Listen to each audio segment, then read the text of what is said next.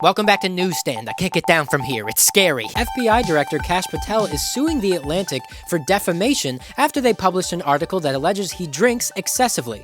When asked if he drinks excessively, Patel said, "I haven't had that brand. It sounds good, though." Kash Patel says there is zero proof to these allegations. The Atlantic sources, however, claim it's at least 80 proof. Some even say it's 190 proof, but it's not so ever clear. Speaking of guys who should have been fired long ago, this week, Billy Donovan resigned as head coach of the Chicago Bulls after 6 disappointing seasons. He has decided to stay within the Bulls organization and pursue his true passion of dance by joining the Love of Bulls. Just kidding, Donovan will more likely return to his roots as a high school history teacher who's just there to coach whatever sport they'll let him. Hey, I'll even take badminton. Whatever's open, I will do it. Come on, I was a D2 right fielder. I could have gone AA. Oh, really, Desk Monsters? You played AAA ball? No, I don't count throwing AAA batteries at people in Philly. Plus, AAAs aren't even gonna hurt. You're supposed to use the big batteries like C's or D's. Yeah, how about I see these nuts? Right, great.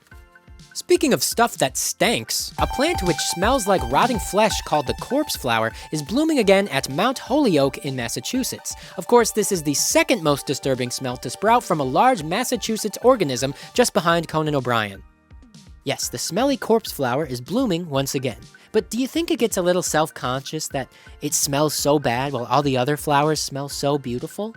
Poor stinky little guy, you know. Maybe that's why he only blooms once a year.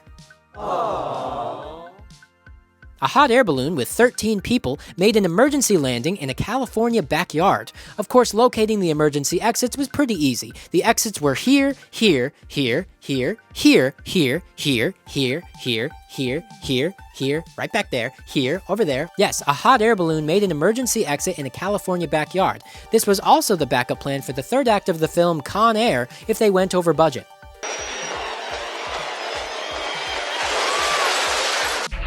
Oh yeah, sure, Desk Monsters. Nicolas Cage looked pretty good in National Treasure 2, Book of Secrets, but he has never looked better on film than in Con Air. I mean, come on.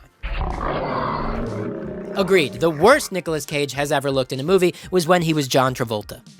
On Tuesday, a bunch of Republicans and the president read passages in a marathon Bible event, and this is the Bible they used. Good job, you guys. The president practices religion like I practice flossing hygiene. Just cram like 6 months of work into one day and hope that the big guy dressed in white is feeling forgiving. No, Desk Monsters, the other big guy dressed in white. Sure.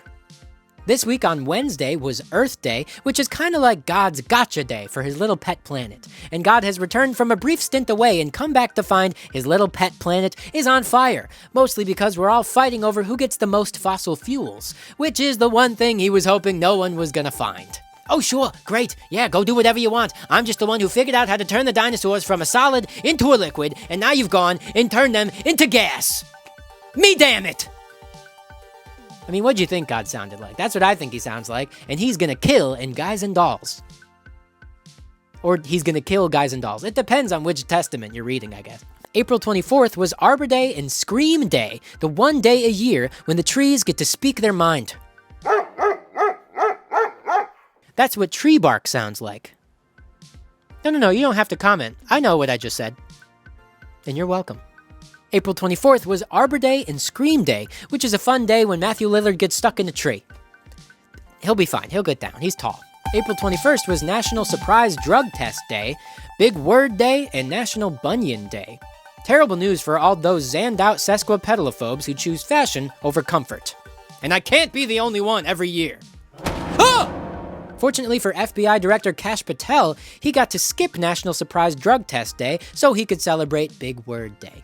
Some of the big words he celebrated, according to The Atlantic, were unexplained absences and conspicuous inebriation.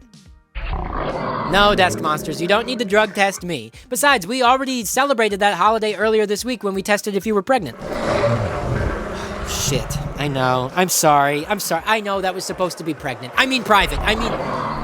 This has been another episode of Newsstand. I know. I said I was sorry, guys. Here, how about I cheer you up with another kooky holiday, huh? Let's see. Today, April 25th, is National Lingerie Day. Well, that's what got us into this mess in the first place, huh? Right? Never mind. Jesus. Let's see. What else? What else? Shit. Let's take that one again. Some even say it's 190 proof, but it's not Malort. That's for the Chicagos out there. I said that's for the Chicagos out there. You know what I mean.